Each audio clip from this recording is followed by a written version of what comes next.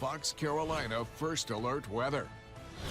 Well, it was a stunning sunset after those storms rolled out of the upstate. Got this one in Greenville. Thanks to Robert for sending this one in. You can post your pictures to our Facebook page. Email us weather@foxcarolina.com. But this one was just quite spectacular. I love when you can see the reflection on the lake. So really peaceful, nice scene. Unfortunately, if you go to our Facebook page, you'll see the live stream of the supermoon, and it's been obscured by clouds so badly. You could see it just at the very beginning when it was rising in the upstate. And there are other areas where it's clearer up in the mountains and far northern upstate, but most of us so cloudy where it's just difficult to get a good view of that full moon. We've had a couple showers in the mountains, but those will be dwindling. We need the rain. We actually have a moderate drought in place across Greenville, Spartanburg, Anderson.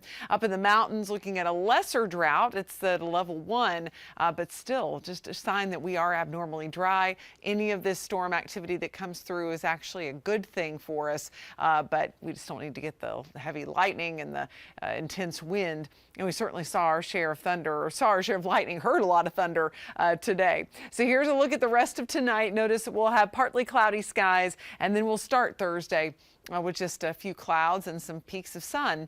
And it'll warm up pretty fast, but we're going to keep the clouds around, and it'll keep things settled a little bit more. We won't see explosive storm growth like we did in some areas today. In fact, most of the storminess is going to be a little farther to the south. You can see around 1 o'clock there, just south of Newberry, in fact, getting a thunderstorm. And then we might get a couple of stray storms in upstate spots, especially south of I-85. But otherwise, you'll just notice partly to mostly cloudy skies throughout the day. So in your next 24 hours, we're talking about temperatures falling to around 70 in the upstate. We'll have an isolated shower, but most spots are going to stay dry overnight. And those leftover clouds, which have been so frustrating to try to view the moon tonight, mid-60s for you in western North Carolina. Tomorrow, we're looking at those scattered storms, highs in the low 80s for the mountains and upper 80s in the upstate. And then looking ahead to the Peach Festival. We all look forward to this every year, and I tell you what, there's nothing better than a really good South Carolina peach. And upper 80s